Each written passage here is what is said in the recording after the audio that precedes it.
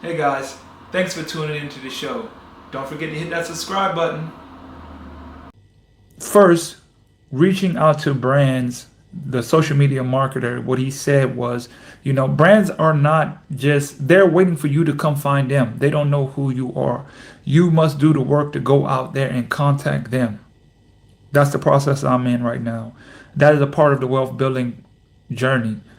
I find myself, I talk a lot about money management and things like that, and I find myself in a position with my finances that I don't want to be in. Even till this day, I'm just being real and being transparent. Even after all these years of being in a good place and good situation, things do happen and you do get set back. That's why you have to always go back to the game plan. Go back and look and see where we went wrong. It's like reviewing the film.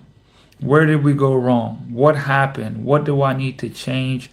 What do I need to adjust to further along and get back on track? Get back to winning. Get back to building and getting to the place where we're at. And I found myself within, I think, believe this year, just not being in the financial place that I want to be. As far as I normally have money stacked up to take advantage, or I would say is, or what I'm trying to say is, for me, I invest a lot into the stock market. I done a video on the greatest wealth building tool, which is the stock market. And a lot of times that comes with being ready for when the opportunity presents itself, which is having cash on hand when the time is ready,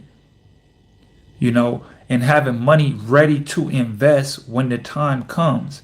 And a lot of times you're not going to be able to have time, or you're not going to have money ready if you don't plan accordingly for that. And there was, like, right now the market was doing some things. It's down right now and I want to invest, and I'm like, I don't have the resources that I want because I got hit with a lot of stuff at one time. Christmas, bills, all came crashing down at one time, and it kind of put me in a position that I didn't want to be in, that I had to sell off some of my out of my options. I never sell my shares, my long-term portfolio. That's untouchable. Told myself I'm never touching that account and selling unless I, reach 10, 15 years, 30 years. I'm holding. I'm here for the long term. I'm holding. Hold the fort. Hold it down. Hold it down. But my options portfolio, because sometimes you got to plan for setbacks. And in those setbacks, you want to have a buffer. And I got overzealous, believing I'm good because I know how to make money. I know this, but just things happen along the way. And I didn't have my buffer to the point that where I wanted it to be. So I have to go back, reassess the game plan. Okay, I was able to get to this certain mark because I made sure I had that buffer in place. And we take certain parts out of we, what would I say? We disregard certain parts of the plan, thinking we can do it without it. Part of your financial house, part of building up a financial house is you can't, if you don't have the base taken care of, your house will slowly crumble apart. So your base must be strong, and a part of that base is having those reserves ready for whenever life throws its punches at you. You know, when life throws its punches at you, you have that money sitting there, acquired, ready for whatever. In the middle of probate with lawyers, they're hitting me with bills after bills after bills. Then I went home for Christmas. And then my stock portfolio didn't, some trades didn't go right. So took some L's there. And then it's like, man, now I see an opportunity to invest. February and August are normally really great times to invest. Not having the money ready to invest because didn't have my buffer set to the where I wanted to, so I couldn't really make money on my options, so I had to sell it. It's just a lot of things. And that's how life is. But if you plan accordingly, You go back and reassess the game plan. You say, okay, okay, and I'm not putting myself above anybody. I'm showing you in real time, like, hey, even the guy who's trying to tell you why these things are important also still go through that, because I am the first person building wealth myself in the process of changing my family's trajectory and understanding, hey, I must have these things in order. I must have these things in place, because if not, I too will fall victim to these same things, And so now I'm like, okay, let's take a step back in order to go forward. What do I need to do? All right. In order to not touch my options portfolio, I need to have, for me, my buffer is 10K. I need to stack 10K. 10K is whenever life just comes around. Car had something happen with the car. I have the lawyers just hit me with a random bill, and I'm trying to speed up the process. What I got to pay? I got to pay my business. I got to pay for my business.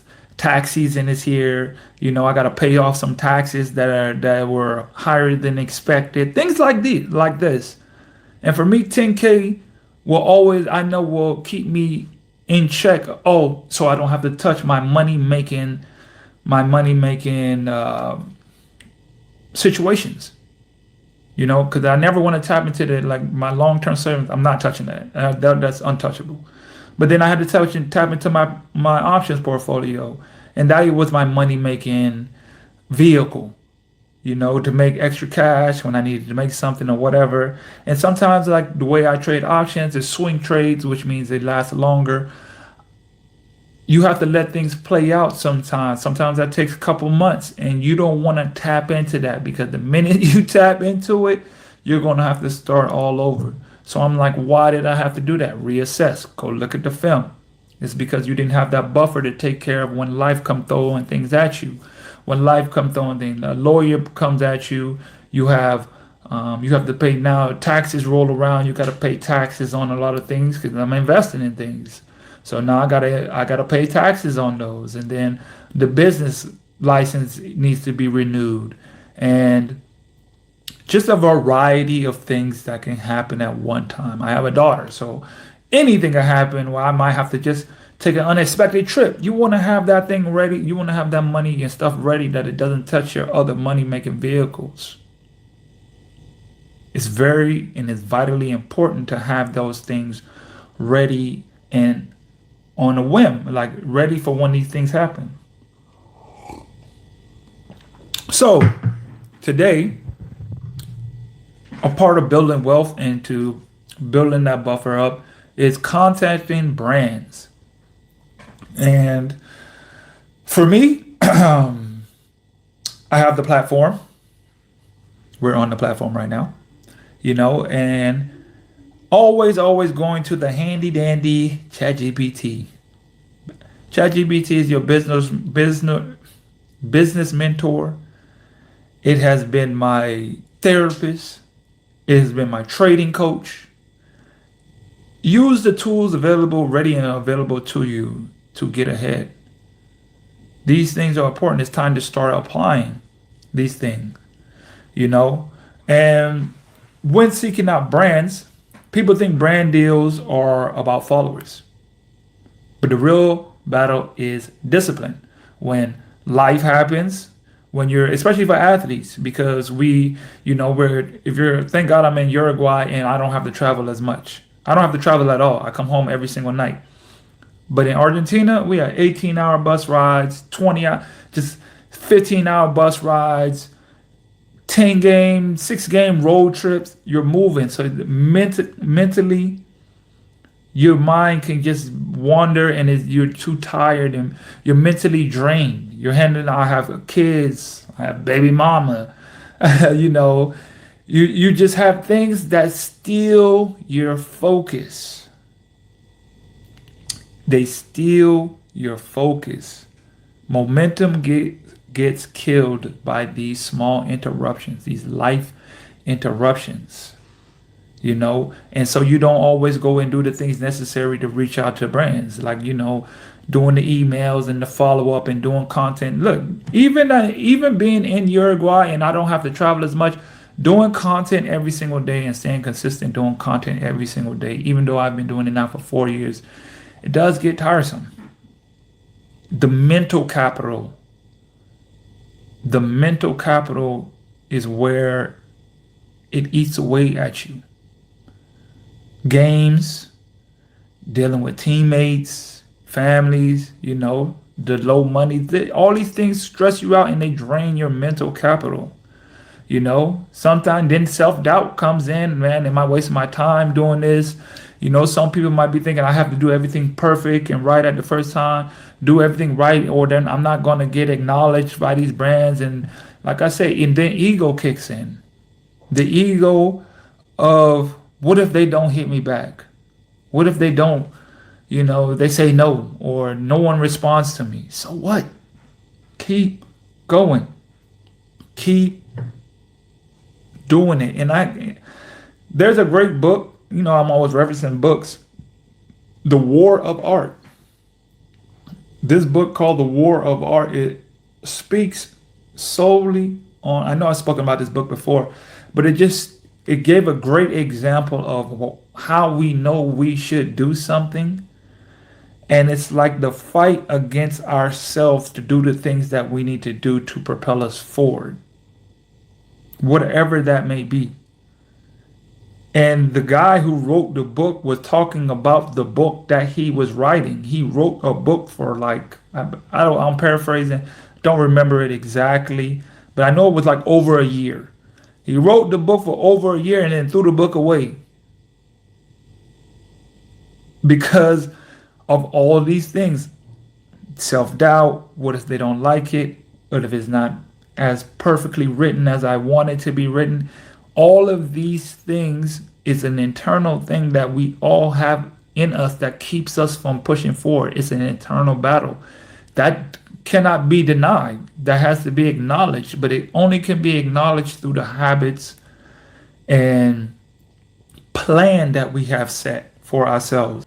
One of the things I've said that I wanted to do was reach out to 5 brands. I reached out to one, and I reached out to maybe 2, 3 people out there. So I at least started. But the only reason I was even able to do that is because of the plan that I have. I have my to-do list. My to-do list is what keeps me in line. I keep it on the front of my screen of things that I must get done. GSD, get stuff done. If you curse, get ish done list.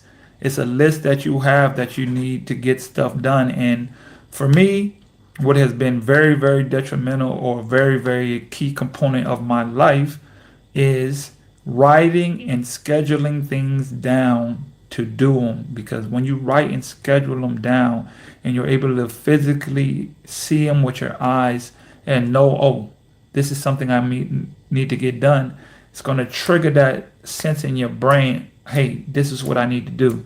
This is what I need to do. And a lot of times it does not happen right away.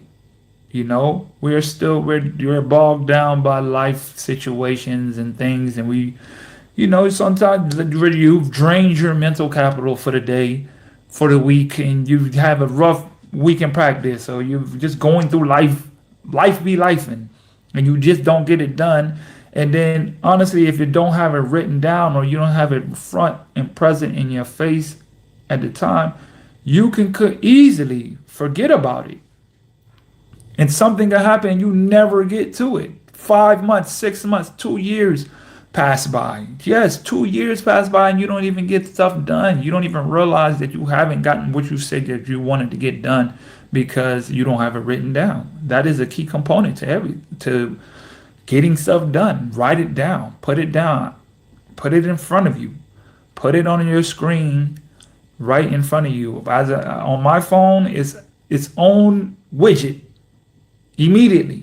As soon as I click it, it goes straight to the things I need to get done. If it's getting a podcast done, if it's editing podcast, I write down, hey, edit this part. Oh, dang, that's right. I do need to edit this podcast. Because once your mental capital is drained, you're not trying to do nothing. Hey guys, thanks for tuning into the show. Please subscribe on our YouTube, Spotify, Apple, and wherever you listen to your podcast. I greatly appreciate it.